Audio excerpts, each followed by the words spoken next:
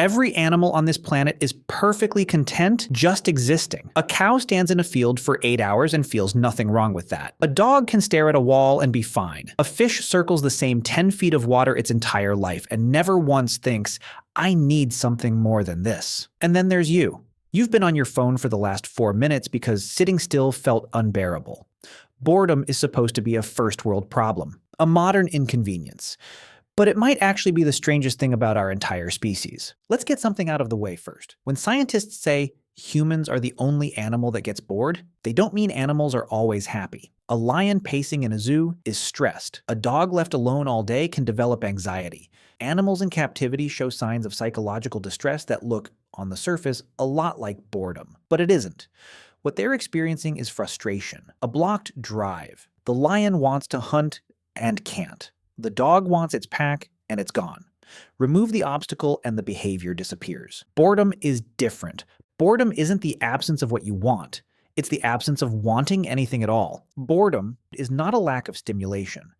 It's a failure of attention. It happens when you want to engage with something but can't find anything worth engaging with. Your mind is reaching, and nothing is catching. This distinction matters more than it sounds, because it means boredom requires something most animals don't have. It requires a mind that is capable of wanting more than what's in front of it, a mind that can imagine alternatives to the present moment and find the present moment lacking by comparison.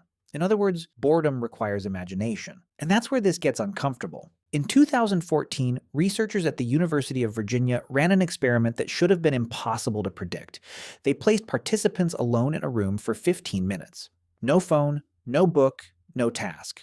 Nothing to do but sit with their own thoughts. Before the session began, each participant had been given a mild electric shock and rated it as unpleasant, something they'd pay money to avoid experiencing again. Then they were left alone. At the end of the 15 minutes, 2/3 of men and 1/4 of women had pressed a button in the room that delivered that same electric shock to themselves. Voluntarily, repeatedly. The researchers, led by Timothy Wilson, published the results in Science magazine. People, they wrote, would rather do something than nothing, even if that something hurts. Think about what that means. The human mind, left alone with itself, finds the present moment so insufficient that physical pain registers as preferable to stillness. We are so constitutionally bad at doing nothing that we will harm ourselves to escape it. No researcher has ever documented this in any other species. Not in primates, not in dolphins, not in the animals that come closest to us cognitively. But why? The leading theory comes from an unlikely place. About 70,000 years ago, something happened to the human brain. Archaeologists call it the cognitive revolution. Before this point, humans made the same stone tools for hundreds of thousands of years without a single modification. Then, almost overnight in geological terms, something shifted. Cave paintings appeared, jewelry, musical instruments, long-distance trade routes, burial rituals, evidence of planning for futures that didn't exist yet. The current best theory is that this was the moment humans developed what cognitive scientists call mental time travel, the ability to mentally project yourself out of the present moment, backward into the past, or forward into imagined futures. But there's a cost. A brain that can imagine elsewhere is a brain that is always, at some level, aware that elsewhere exists. The cow in the field can't conceive of anywhere other than the field. You can conceive of everywhere, which means you can be anywhere and still feel like you're in the wrong place. Boredom isn't a malfunction. It's the shadow cast by imagination. Psychologist Sandy Mann at the University of Central Lancashire spent years studying what boredom actually produces. Her findings surprised her.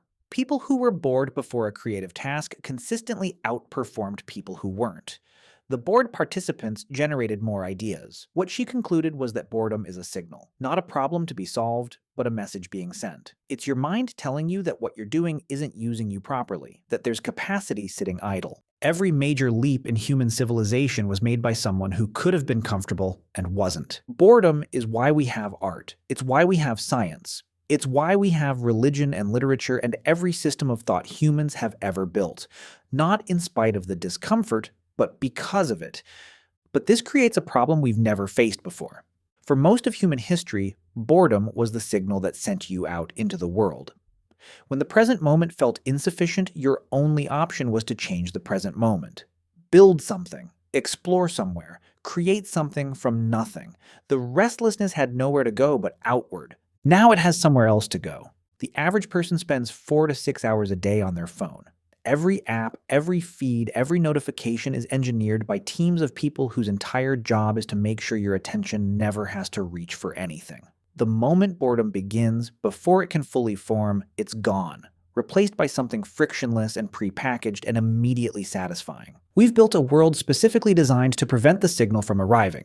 And the consequences are exactly what you'd expect. Rates of anxiety and depression have climbed steadily in every country where screen time has increased. Creativity metrics among young people have been declining since the 1990s. The ability to sustain attention on a single task is measurably worse than it was 20 years ago. We didn't solve boredom, we buried it, and everything it was supposed to make us do went unbuilt.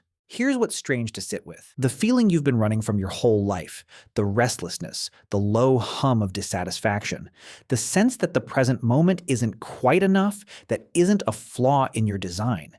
It's the most sophisticated feature evolution ever produced. It's the thing that made your ancestors leave the cave, cross the ocean, ask the questions that became science, write the stories that became culture. Every other animal is content with what's in front of it. You never have been. And that discomfort, that very specific human ache of not quite enough, is the reason you exist in a world with medicine and music and the internet and space telescopes pointed at the edge of the observable universe. The next time boredom arrives, before you reach for your phone, consider the possibility that your mind is trying to tell you something, that there's something it wants to build or understand or create, and it's been waiting for a quiet enough moment to say so. Every great thing humans have ever made started exactly here, in the discomfort of not enough.